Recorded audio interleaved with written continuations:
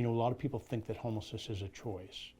And for the vast majority of people who are homeless, it's not a choice. You know, my family helped me enough to where I burned the bridges, you know. And I told my son's dad, you know, you have me going back and forth so much to where my family doesn't want to help me no more. You know, they barely answer, you know. I wanted to find out why were they homeless, why, what was holding them up, what was keeping them from getting off the street, why couldn't they find help and get off the street.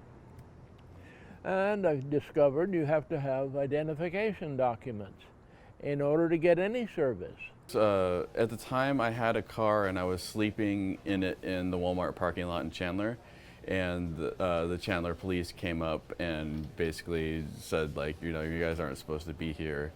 I didn't get arrested or anything, but they basically, the cops told us, because I was with my friend, don't ever come back to Chandler, and he took my ID and said, like, if you come back, I can charge you with all these crimes and stuff like that.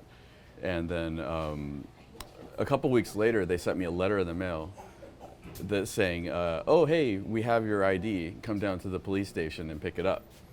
But that didn't seem like a smart thing to do, considering the situation in which my ID got taken in the first place. It kind of felt like a trap, like I get arrested if I came there or something.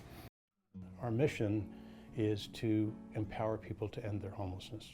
I was a pastor in a small Presbyterian church up on Lincoln Drive in Palo Christi.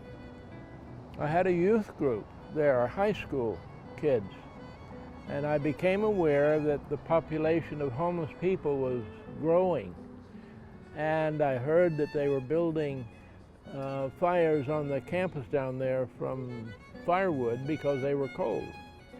And I had decided that I would walk down Central Avenue, leaving my car at my friend's church there at Central Avenue and Indian School Road, and that I would walk all the way to the shelter. That was about 5 miles.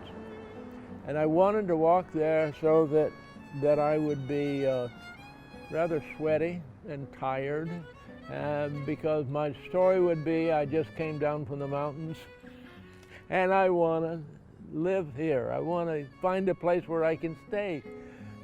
And I was a homeless person. I had a beard, I had on old clothes and work shoes. I looked like the rest of them.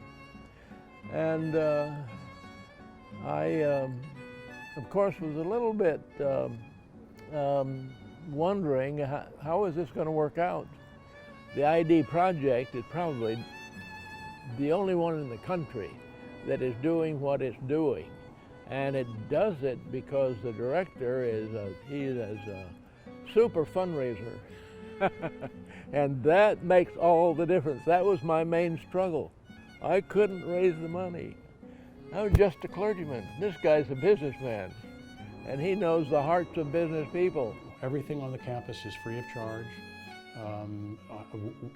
If somebody needs an ID or a birth certificate, we pay for that. A housing assessment is covered by the campus. Shelter is provided by Central Arizona Shelter Services, another nonprofit on campus. All of these things are paid for. There's 3 meals a day, 7 days a week. As far as helping the Homeless ID Project specifically, there are volunteer opportunities on campus. You can do something as simple as donate $12. You think about this, $12 is an ID.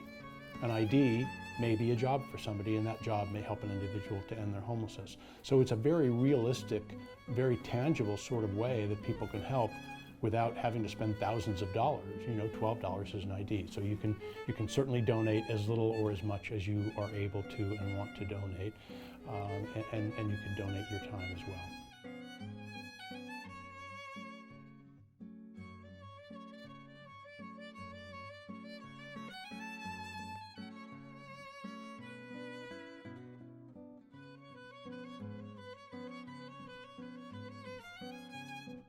Yesterday was probably the first day that I've laughed and smiled in a long time.